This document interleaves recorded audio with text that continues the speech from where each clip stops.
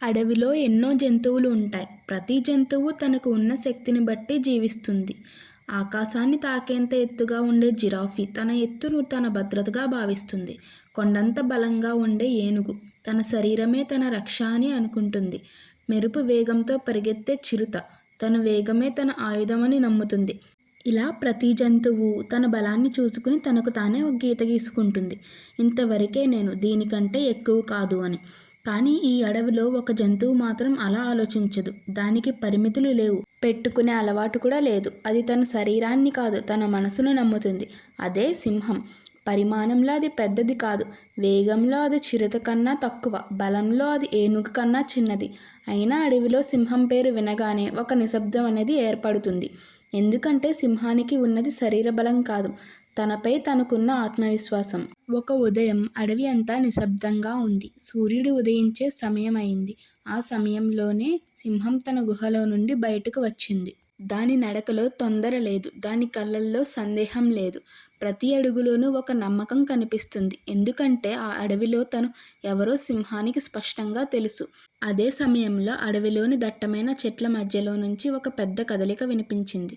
భూమి స్వల్పంగా కంపించింది. చిన్న జంతువులు వెంటనే దూరంగా వెళ్ళిపోయాయి.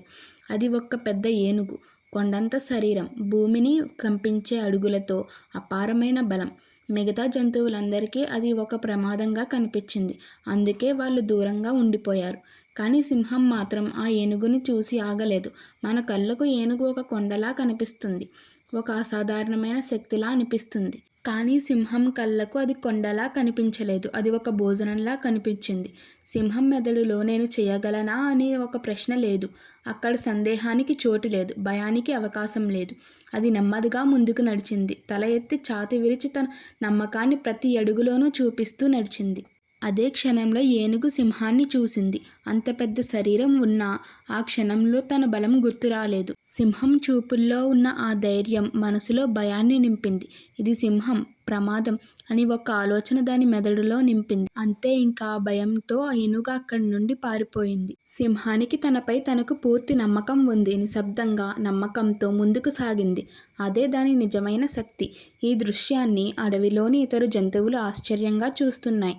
ఇంత చిన్నగా ఉన్న సింహం ఎంత పెద్ద ఏనుగును ఎలా ఎదుర్కోగలిగింది అని వాళ్ళందరూ ఆశ్చర్యపోయారు. ఇది ఇక్కడతో అయిపోలేదు. మనిషి జీవితంలో కూడా ఎన్నో అడ్డంకులు, సమస్యలు, భవిష్యత్తుపై భయం, ఇవన్నీ నీకు కొండల్లా కనిపిస్తాయి. వాటిని చూసి ఇది నా వల్ల కాదు అని నువ్వు వెనక్కి తగ్గుతావా, లేదా ఇది నన్ను మరింత బలంగా తయారు చేయడానికి వచ్చిన అవకాశం అని ముందుకు నడుస్తావా అన్నది అసలు ప్రశ్న. గుర్తుపెట్టుకో, నీ సమస్యలు నిన్ను ఓడించవు, నీ పరిస్థితులు నిన్ను ఆపవు, నీ గతం నీ భవిష్యత్తును నిర్ణయించదు. నిన్ను ఆపేది ఒక్కటే, నీ భయం. సింహం రోజు గర్జించదు, కానీ అవసరం వచ్చినప్పుడు ఒక గర్జనతో అడవంతా నిశ్శబ్దంగా మారుతుంది. అలాగే నీ మాటలు తక్కువగా ఉండొచ్చు, నీ ప్రారంభం చిన్నదై ఉండొచ్చు, నీ ప్రయాణం నెమ్మదిగా ఉండొచ్చు, కానీ నీపై మాత్రం నీకు పూర్తి నమ్మకం ఉండాలి. ఈ రోజు నుంచే నీ లోపల ఉన్న సింహాన్ని మేల్కొలుపు. భయాన్ని కాదు, నమ్మకాన్ని పెంచు. సందేహాన్ని కాదు, ధైర్యాన్ని పెంచు. సింహం కథలో గమనించారా? అది ఏనుగుని కొట్టలేదు, అది తన బలాన్ని చూపించలేదు, అది కేవలం నడిచింది. అలాగే మన జీవితంలో కూడా అరవడం అవసరం లేదు. నువ్వు నడవడం మొదలు పెడితే చాలు. రోజు ఒక చిన్న అడుగు, రోజు ఒక చిన్న ప్రయత్నం, ఒకరోజు పెద్ద విజయానికి దారితీస్తుంది. సక్సెస్ వచ్చిన తర్వాత ధైర్యం రావడం కాదు, ధైర్యం ఉంటేనే సక్సెస్ వస్తుంది.